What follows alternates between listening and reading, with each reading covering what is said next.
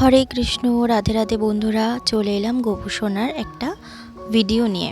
তো দেখো বন্ধুরা, এখন যেহেতু অনেক ঠান্ডায় পড়ে গেছে, তাই গোপু সোনাকে একটু আমি কিন্তু দেরি করেই ঘুম থেকে তুলি।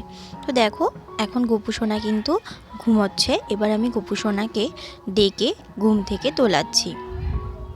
তো বন্ধুরা, মাঝে দিয়ে অনেক কদিনই তোমাদের থেকে প্রায় অনেকটাই দূরে ছিলাম। তো এখন থেকে চেষ্টা করব রোজই তোমাদেরকে গোপু সোনার ভিডিও দেওয়ার। তো দেখো এখন যেহেতু ঠান্ডা ভালোই পড়ে গেছে, আর জলও কিন্তু এখন বেশ ঠান্ডা। তো সেই জন্য গোপু সোনার যে সকালে সেবার সময় যে জলটা আর কি আমরা দিই, তো সেটা আমি এইভাবে একটুখানি গরম করে নিই। খুব গরমও না, আবার খুব হালকা মানে কি বলবো, খুব ঠান্ডাও না, মিডিয়াম যেটা হয় আর কি হাত দেওয়ার মতো, সেরকমই একটুখানি গরম করে সেই জলটাই কিন্তু গোপু সোনাকে আমি সেবাতে দিই।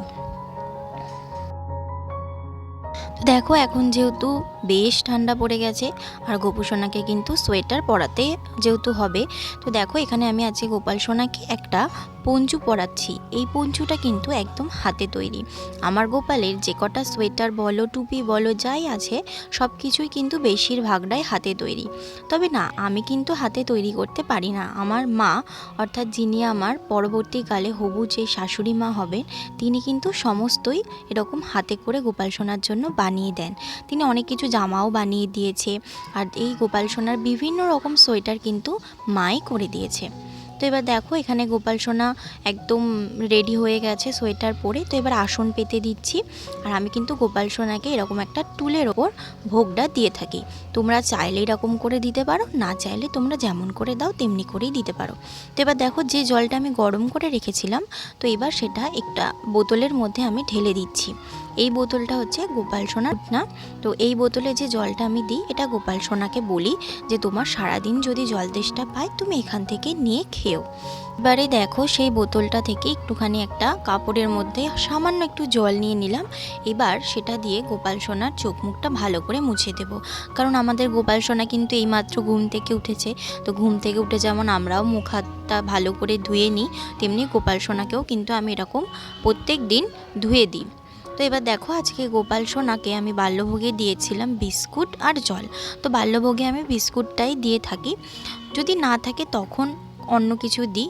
তো এবার দেখো ধূপ আর প্রদীপের সহযোগে আমি আরতিটা করে নিচ্ছি। তো এবারে দেখো বন্ধুরা, আমি কিন্তু এখন চেষ্টা করি গোপাল সোনাকে দুবেলায় কর্পূরের আরতি করার।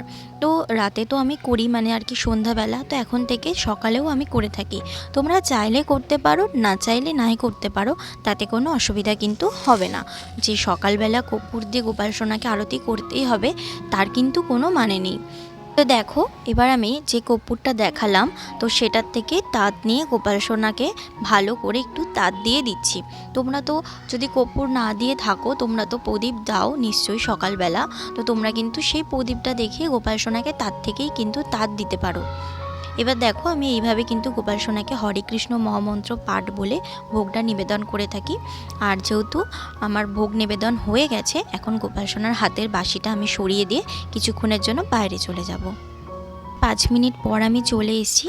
এখন কিন্তু আমাদের গোপাল সোনা ভোগটা কিন্তু গ্রহণ করে নিয়েছে, তাই ভোগটাও প্রসাদ হয়ে গেছে, সেটাকে আমি সরিয়ে নেব আর গোপাল সোনার হাত মুখটা ভালো করে মুছিয়ে দেব।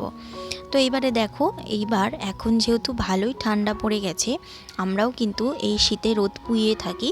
তো সকালবেলাটা আমি চেষ্টা করি গোপাল সোনাকে এইভাবে ভোগ নিবেদনের পর গোপাল সোনাকে একটু বাইরে বসিয়ে দেওয়ার।